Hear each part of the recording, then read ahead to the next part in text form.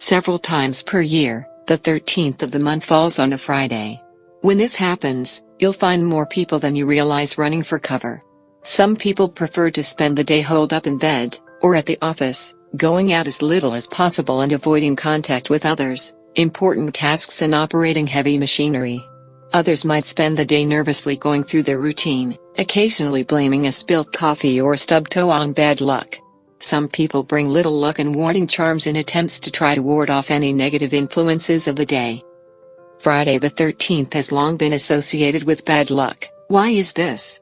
And is it really something we need to be careful of? Knights Templar myth.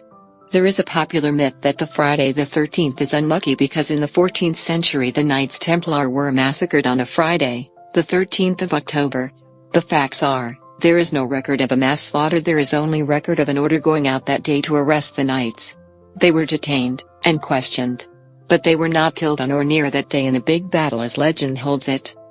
Astrologically, there is nothing particular about Fridays or the 13th of the month that indicates across-the-board bad luck.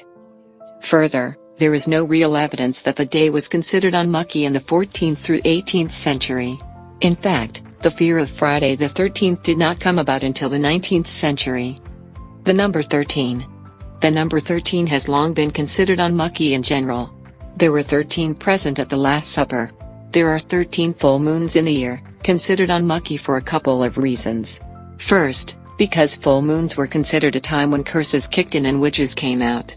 13 was associated with a woman's menstrual cycle. Women have 13 cycles per year, which was considered a curse. Having 13 full moons conflicted with the 12 months of the year, which caused a scheduling problem on the calendar for the monks that used to arrange the church events. Zoroastrians believed that it was the 13th day of the month that evil came out. Friday. Friday is also a day with a long history of being associated with bad luck. It's the day that Bible scholars believe Jesus was crucified. Since Jews and Muslims worship Friday nights, Christians who worshipped on Sunday considered it blasphemous.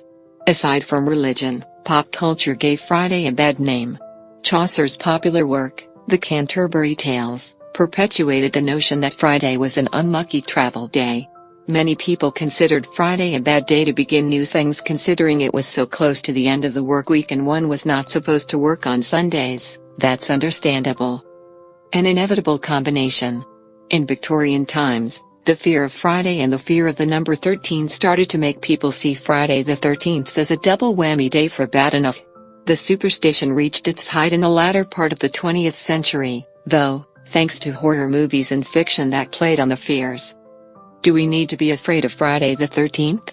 Astrologically, there is nothing particular about Fridays or the 13th of the month that indicates across-the-board bad luck. Friday is associated with the planet Venus, which associates it with pleasant things like love, friendship, art and even a little indulgence, as in TGIF. Numerologically, the number doesn't have any particularly ominous meanings. It is associated with endings and transitions, which include death, but is not only associated with tragedies.